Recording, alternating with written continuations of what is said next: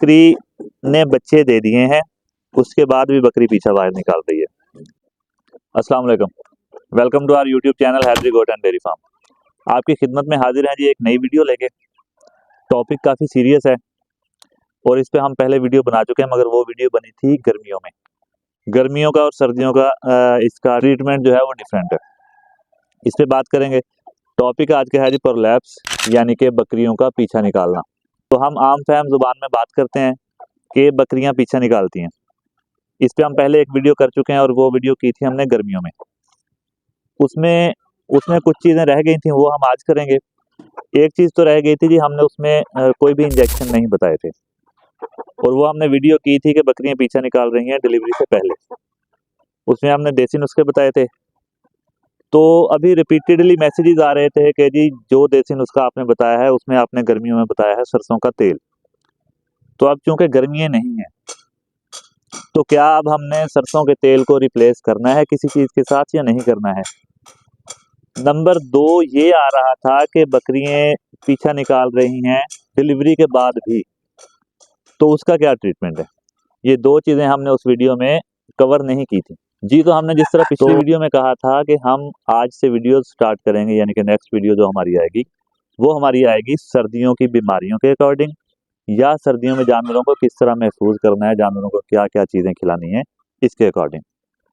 तो आज वाली वीडियो हमने बनानी थी जानवरों को खांसी और जुकाम के अकॉर्डिंग, बकरियों को, क्योंकि खांसी और नज़ला बहुत ज़्यादा फैल रहा है जानवरों में और बहुत स्पीड में, और इसका ट्रीटमेंट डिफरेंट जानवरों पे डिफरेंट हमें करना पड़ता है। जिस तरह अगर हमारे गबन जानवर हैं तो उन्हें हम इंजेक्शन नहीं लगाएंगे, अवॉइड करेंगे।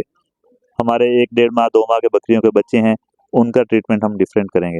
बड़ी बकरी हैं या कुर्बानी वाले बकरे हैं, उनका ट्रीटमेंट हम अलग करेंगे। तो हमने वीडियो ये बनानी थी, मगर चूंकि ये एक इशू थोड़ा अर्जेंट आ चुका था, तो सर्दियों में क्योंकि ये प्रोलैप्स वाला पीछा निकालने वाला जानवरों के इशू ज़्यादा आ रहा है, तो ये लास्ट वीडियो है।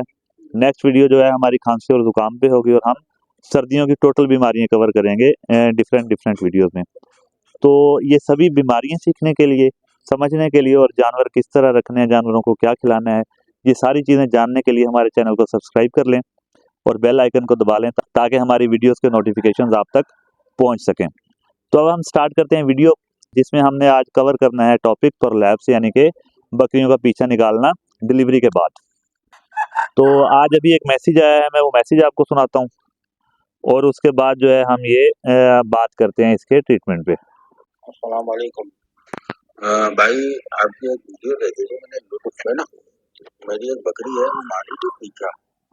तो तकरीबन इसका बयान में कोई रह गए थे 5-7 दिन ना।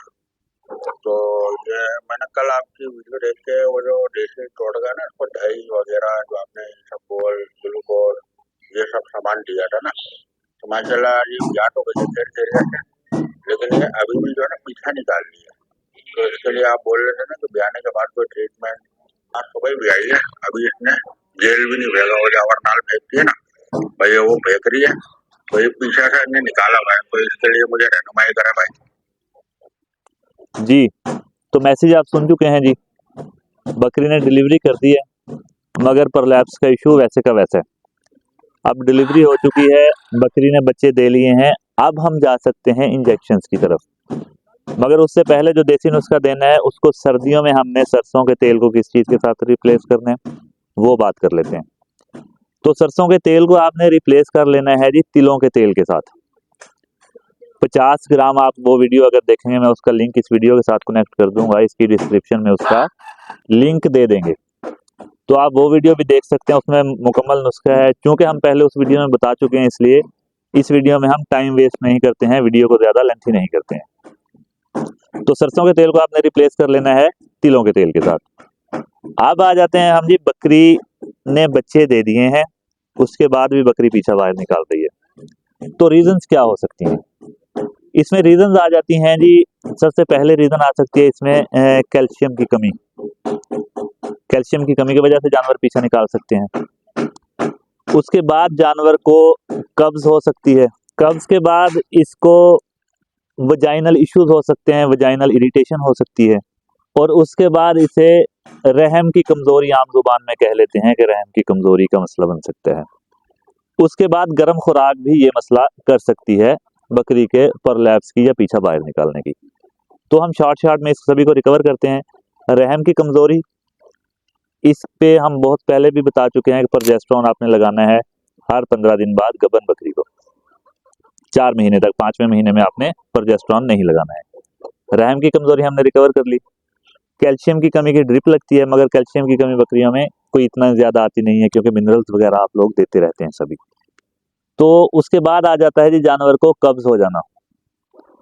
अगर जानवर को कब्ज़ है उसमें क्या है जी, आप खुश्क चारा जात दे रहे हैं, गंदम खिला रहे हैं, ये रीजंस हैं। कब्ज़ के लिए आपने क्या कर लेना है जी, आप मीठा सोडा देंगे, और मीठे सोडे की मिकदार बहुत मैटर करती है कि कितनी क्वांटिटी में हमने देना है। हम बकरी को 5 से 10 ग्राम मीठा सोडा दे के बहुत ज़्यादा खुश हो जाते हैं कि जी हमने ये मुकम्मल डोज दे लिया। याद रखिएगा, परलैप्स वाली बकरी को आपने कम से कम 100 ग्राम मीठा सोडा देना है एक खुराक में। बात दोबारा सुन लें, आधा पाव मीठा सोडा एक डोज, और 3 दिन ये डोज आपने रिपीट करनी है। साथ में इसके आप लिक्विड पैराफिन दे देंगे अगर बकरी को कब्ज़ है, बकरी जोर लगा रही है और पीछा बाहर निकाल रही है। उसके बाद हम बात कर लेते हैं वजाइनल इशू, वजाइनल इरिटेशन।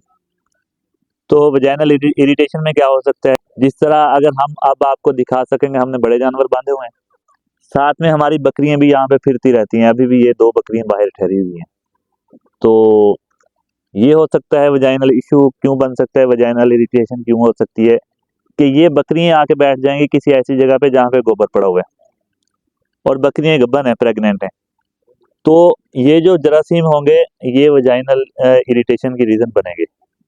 तो कोई भी एलर्जी हो रही है वजाइनल, तो उसकी वजह से जानवर को इरिटेशन होती है और जानवर जोर लगाता है। इसके लिए आप कोई भी अच्छा एंटीबायोटिक इस्तेमाल कर सकते हैं, साथ में प्रोजेस्टेरोन इस्तेमाल करेंगे तो वजाइनल इश्यूज भी ख़त्म हो जाएंगे। गर्म चारा जात आप हे दे रहे हैं, मिस्से दे रहे हैं, आप सूड़ी यानी कि चने का छिलका दे रहे हैं, इन चीज़ों की वजह से भी हो सकता है। गर्म चारा जात अगर आप दे रहे हैं, उनको आपने सब्ज चारे की तरफ ले आना है और कम खिलाना है। यहाँ तक बात हम कर चुके हैं। इसका हमने प्रॉपर ट्रीटमेंट क्या करना है, एंड में मैं आपको ऐसी बकरियों का भी बताऊंगा जो पीछा निकालती हैं और उनका ट्रीटमेंट नहीं हो सकता है। प्रॉपर ट्रीटमेंट हमने क्या करना है जी, बकरी ने बच्चे दे दिए, बकरी फिर भी पीछा निकाल रही है, तो आपने इसे 100 ग्राम मीठा सोडा दे देना, पानी में मिक्स करके दे लें। 3 दिन लगातार आप देंगे 100 ग्राम मीठा सोडा। उसके बाद 5 ml आप लगाएंगे प्रोजेस्टेरोन। प्रोजेस्टेरोन के साथ आप अच्छा एंटीबायोटिक कोई भी ऑक्सीटेट्रासाइक्लिन में लगा लें या एमॉक्सिसिलिन में लगा लें, कोलिमॉक्सिन लगा लें, एल्मॉक्सेले लगा लें। 7 से 8 ml आपने एंटीबायोटिक लगाना है 3 दिन लगातार। और साथ में आपने लगाना है पेन किलर। पेन किलर आप लॉक्सिन लगा सकते हैं, लॉक्सिन अगर आपके पास अवेलेबल नहीं है देन आप डिक्लोरान के साथ भी काम चला सकते हैं, डिक्लोरान का रिजल्ट भी सेम आ जाएगा। तो इसके साथ जानवर आपका इंशाल्लाह बहुत जल्द रिकवर हो जाएगा। और अगर इस ट्रीटमेंट के साथ भी जानवर को आपने मीठा सोडा दे लिया है, आपने एंटीबायोटिक्स लगा लिए हैं, प्रोजेस्टेरोन लगा लिया है, पेन किलर लगा लिया और जानवर आपका रिकवर नहीं हो रहा है, फिर आपने क्या करना है जी, देसी नुस्खा आप याद रखिएगा। जानवर आपके की डिलीवरी हो चुकी है, मैं आपको ये वीडियो दोबारा नहीं बताऊंगा, वो बात मैं लिंक शेयर कर दूंगा, आप उस लिंक से वीडियो देख लेंगे, पहले वाली देसी नुस्खा उसमें बताया हुआ है। देसी नुस्खा भी आपने दे लिया, ये ट्रीटमेंट भी कर लिया, फिर भी आपका जानवर रिकवर नहीं हो रहा, तो फिर आपके जानवर में ये परलैप्स का यानी कि पीछा निकालने का मसला विरासती है, यानी कि जीन्स में आ चुका है इनकी।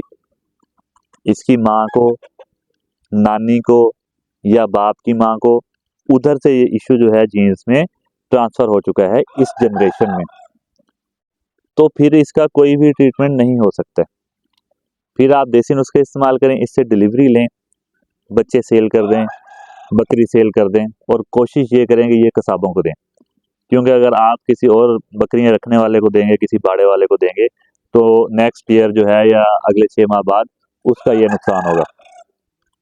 विरासती जानवर जिसके जीन्स में ये बीमारी आ चुकी है, जिसकी माँ को ये बीमारी थी या माँ की माँ को यानी कि नानी को ये बीमारी थी, तो उस बीमारी का ट्रीटमेंट नहीं हो सकता। जीन्स में जिसके जानवर के आ चुका है उसका हम कुछ भी नहीं कर सकते हैं। अगर ये इश्यूज जो मैं आपको बता चुका हूँ इनकी वजह से ये बीमारी है तो उसका ट्रीटमेंट हो जाएगा। तो ये थी आज की वीडियो। उम्मीद करते हैं वीडियो आपके लिए इन्फॉर्मेटिव साबित हुई होगी और आपको ट्रीटमेंट समझ आ चुका होगा। कोई भी आपके फार्म पर इशू है, आपने किसी वैक्सीनेशन के अकॉर्डिंग पूछना है, कोई आपके जानवर बीमार हैं, तो आप हमारे साथ कांटेक्ट कर सकते हैं। हम पूरी कोशिश करेंगे कि जब तक आपके जानवर बिल्कुल रिकवर नहीं हो जाते हैं, हम आपके साथ कांटेक्ट में रहें और आपको बेहतर से बेहतर ट्रीटमेंट बता सकें ताकि आपके जानवर रिकवर हो सकें। हमारे साथ कांटेक्ट करने के लिए नंबर आपकी स्क्रीन पे शो हो रहा है 0306 7839907। इस नंबर पर आप हमारे साथ कांटेक्ट कर सकते हैं जी, सिर्फ व्हाट्सएप पे। व्हाट्सएप पर आप मैसेजेस कर लें, टेक्स्ट वॉइस मैसेजेस कर लें, वीडियो सेंड कर लें, मगर काइंडली रिक्वेस्ट है कि कॉल्स करने से अवॉइड किया करें।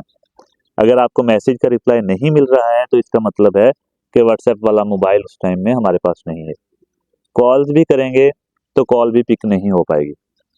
जैसे ही हम मैसेजेस देखेंगे फ़ौरन से पहले हम मैसेजेस के रिप्लाई करते हैं। टिकटॉक पे, फेसबुक पे या यूट्यूब पे आप कमेंट करते हैं तो हम कमेंट का रिप्लाई करते हैं। इवन अगर कमेंट इम्पोर्टेंट है तो हम उस कमेंट पे वीडियो भी बना देते हैं।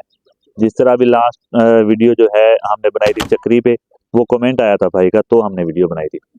तो मिलते हैं इंशाल्लाह नेक्स्ट वीडियो में। तब तक अपना और अपने जानवरों का बहुत सारा ख्याल रखिएगा। अल्लाह निगहबान।